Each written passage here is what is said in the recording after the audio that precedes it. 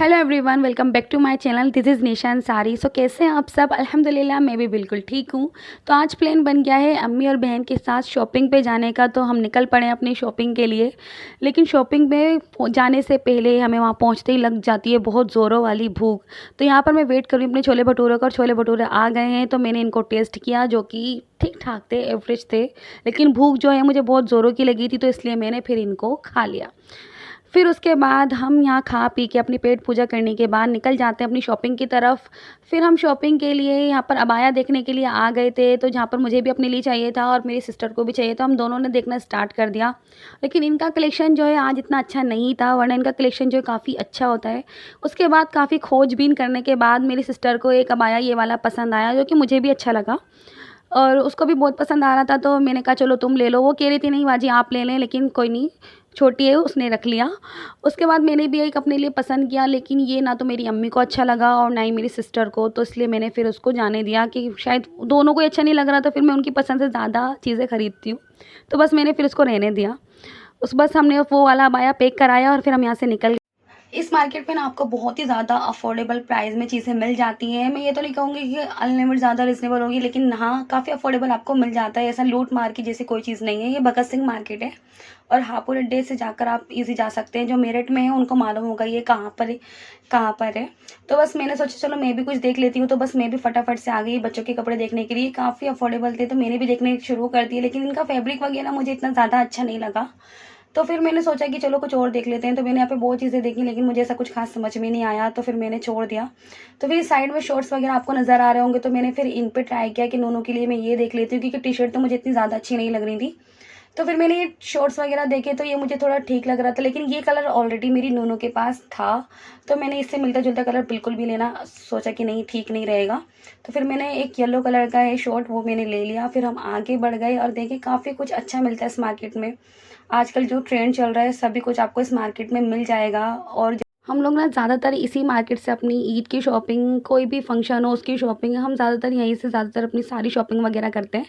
तो यहाँ पर आगे चलकर ये बैग्स वगैरह थे जो शायद 250 के थे, लेकिन ठीक थे।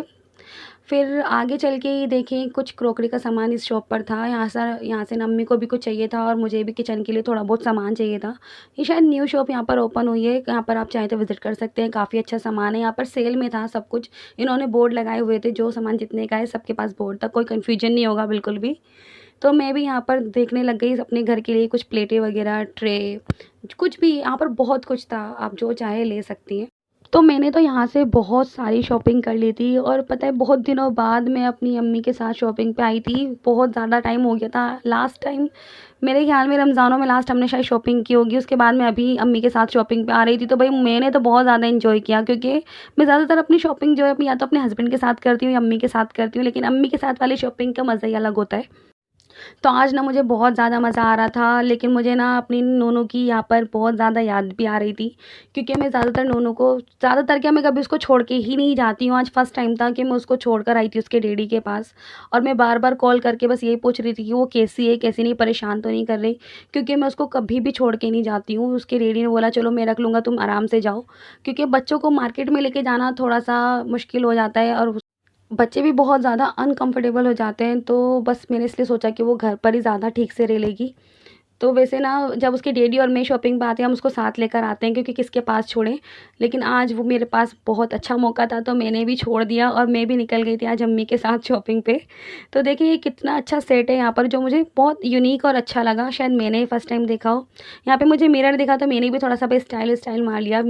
तो बस यहाँ की शॉपिंग हमारी हो चुकी थी बिल्कुल कंप्लीट। फिर हम आगे निकल गए। वहाँ पर ये कुछ सूट वगैरह थे जो अच्छे थे। रक्षाबंधन आ रहा है तो उसके लिए बहुत अच्छी अच्छी राखी भी मिल रही थी, बड़ों के लिए बच्चों के लिए। देखिए कितनी प्यारी प्यारी राखी है। और रक्षाबंधन की वजह से मार्केट में क्राउड भी काफ़ी ज़्यादा था, क्योंकि सभी लोग अपनी शॉपिंग करने के लिए निकले हुए थे।